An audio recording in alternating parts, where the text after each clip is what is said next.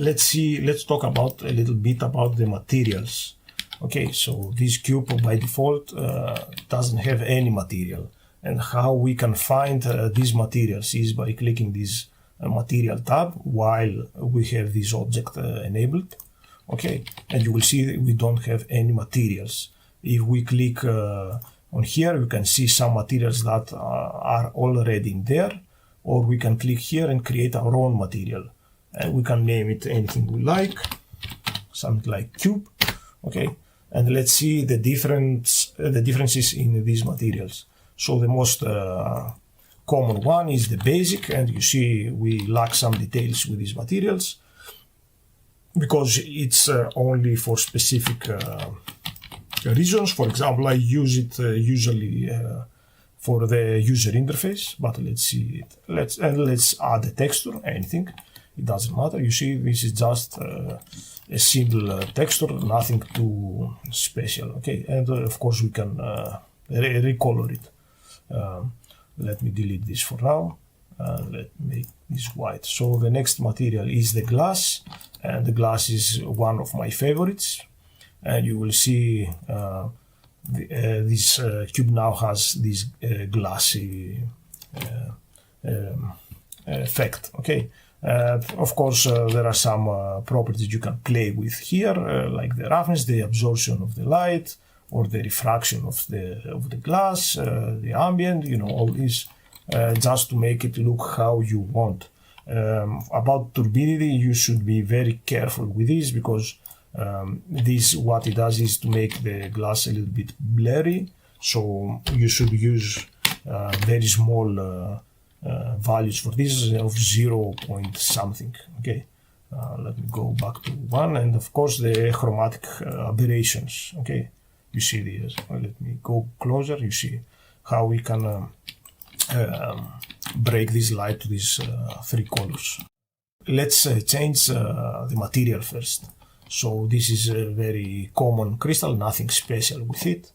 And if we go here and click on glass, we see without me doing anything or change anything, now we have a very interesting crystal for collectible with all these glass artifacts.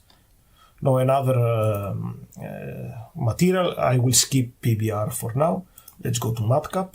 And matcap is a special material in every engine. And of course this needs special texture. So let me add this and you will understand what matcap is for those who don't know. It's a very reflective one. Maybe let's load another one just to see this gold. And you see we just have this nice material just from this texture. And if you search the internet, you can see a lot of examples of matcap. Oh, actually, let me load this back again. Now, this is one also of my favorites. It's the glow, and of course, it makes things glow. Okay, the good value is around 15. Okay, this is a good value to have it. Anything more than this, it makes things too bright by my opinion. And of course you can have different colors again, and we will see this a little bit later also. Of course we can have, for example in basic, we can have this transparent, make it transparent. Okay, we can make it like this. Let's see, now let's talk about the PBR. In PBR, we can import a texture like we did before, or we can click in this little square, and we can add here an albedo texture and an alpha texture and apply, and we can generate a texture that has some kind of transparency. But I will just import a texture now just to see. Okay, so just import a texture. You will see this texture is just a simple texture, nothing fancy, nothing special. And how we can make this a little bit special, let's make this to opaque. And we can add normal. Let me do it again. We can click here and add normal. And this is a special also texture because it creates these little bumps here, if you can see. And if we boost this normal all the way up, you will see some the bumps are getting bigger, and this material is getting much more interesting and realistic. And of course you can import ARM, which this stands for ambient occlusion, roughness and metalness. So parts that we want to be more look like more metal, will assign more, and some have bigger roughness. And how we can do this is either by importing a ready texture, or again we can click this little arrow and we go ambient occlusion and import a texture for ambient occlusion, and import a texture for roughness, something like that, and import a texture of metalness. Most of these textures or the models in the internet are coming with either these roughness, metalness, and ambient occlusion textures in it, so you don't have to find them. If you click on apply, you see now we have a texture that is even better. And of course, if we want something different, we can also apply with the roughness. You see how we change this, or make it more metallic, for example. And also we can add an emissive map. And the emissive map is again a very unique texture, because it's all black, and only the areas that we want to emit light, these areas only has either color or are white. And right now you don't see any difference, and I will tell you why. Because this emissive is on 0. So if we boost this all the way up, you will see this part that is getting emits light. So if you want something to emit light in your models, you can just create an emissive map and import it here. And again, you can have any color you like. So this is a model of a fire, doesn't look a lot like a fire, of course, but we will make it in a little bit. So this is a fire, we can go to materials tab, and you will see this texture is like a cloud. There are some dark spots here, you can see it, and it's like a colored cloud, nothing too fancy. But why this is important? Now this is important because let's first make this glow to understand better. And as I said before, this is too much, and so let's make it around 15, and now it starts looking more like a fire. So why this is these dark spots are important? So when you want to do something similar with what I am going to show you now, you should keep in mind that we should use a texture that it looks like a cloud. So if we go to cutout method in opacity type, you see nothing changed now. Of course nothing changed because the intensity is 100%. But if I start moving this intensity a little bit lower, you see these dark spots are getting disappeared a little bit every time. So if I go to 0, you see nothing. So if we set this around 50%, you will see that these now have some spots enabled and some spots hidden. Now why this is important? This is important because here comes the tiling and the offset of the texture. Tiling of the texture means, of course, we have two different values here. The one is for the horizontal tiling, and one is for the vertical tiling, and same like that, horizontal offset and vertical offset. And why this is important? Because the tiling is pretty much make the texture appears twice. For example, if I make this 2, appears twice in this model, 2 times, and 2 times for the vertical, or 3 times, or let's set this to 1. You will understand this a little bit later better with a different texture that I will show you. But the most important right now is the offset. So if I change these values to the offset, now we move the texture from the model left and right, like we we just drag this texture and move it outside of the model, but it's not getting disappear. We just move it its pivot point, something like that. So let me see if let me show if I start playing with these values. You see that it's moving around. Okay, and these values can take numbers from up to 100, and the minimum one is minus 100. Okay, so we can go down to minus 100, and the max is 100. So keep this in mind.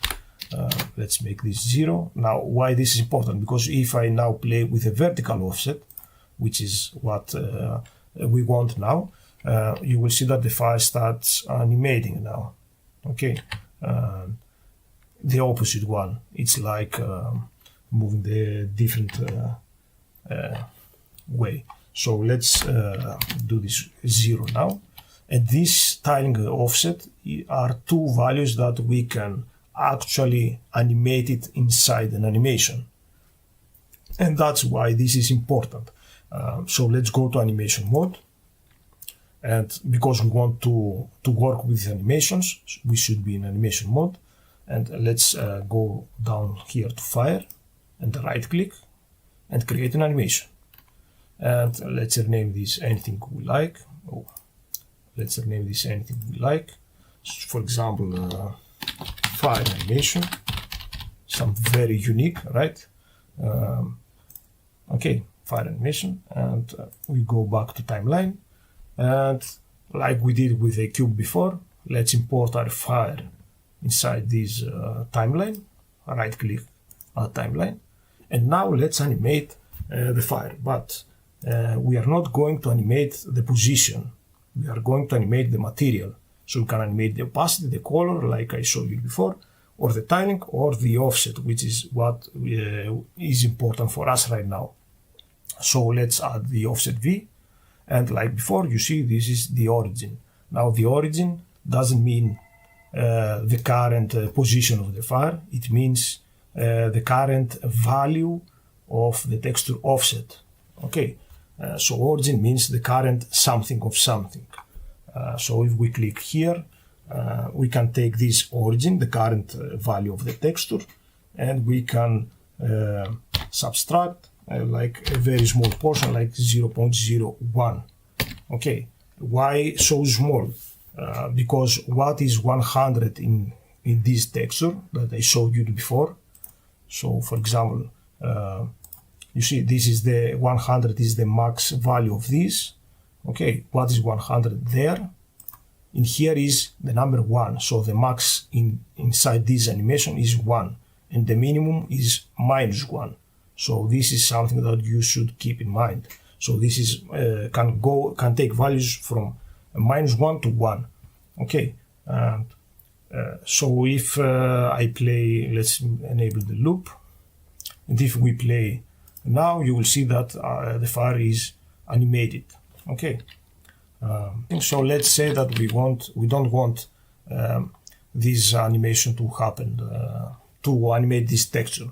So let's disable this. Okay, we can temporarily disable it. And we want to play with the opacity. I believe opacity, you said, right? We want to animate the opacity. So right now the opacity is origin. Origin means, like we said before, the current value of the opacity. The opacity, I set it to 50. So if I want, for example, to go origin -1, and I play now you will see it disappeared. Okay, so, and we can also make it something like absolute values, like not origin. So let's say 50 opacity, and we want to go to 100, and then we want to go to 0.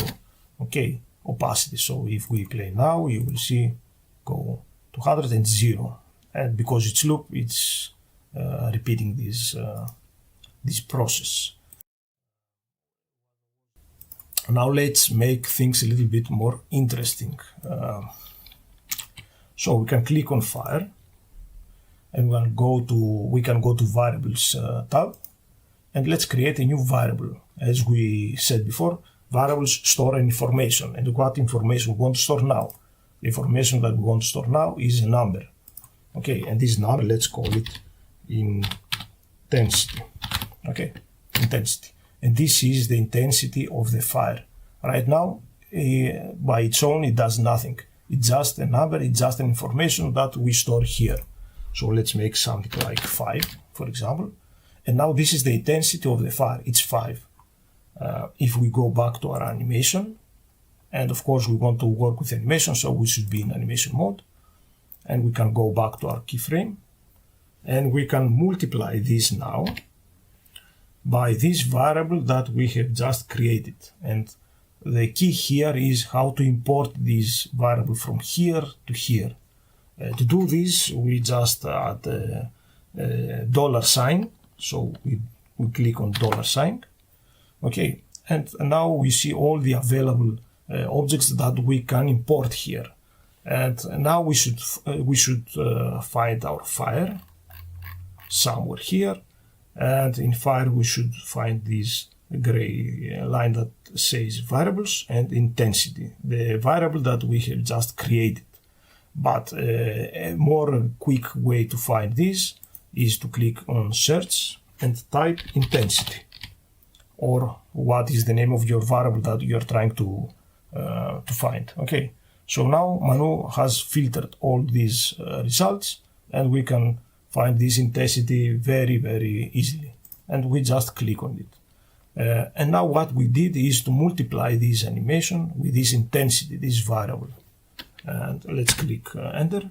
And now if we try to play the game, to run this animation again, we have created a small rocket.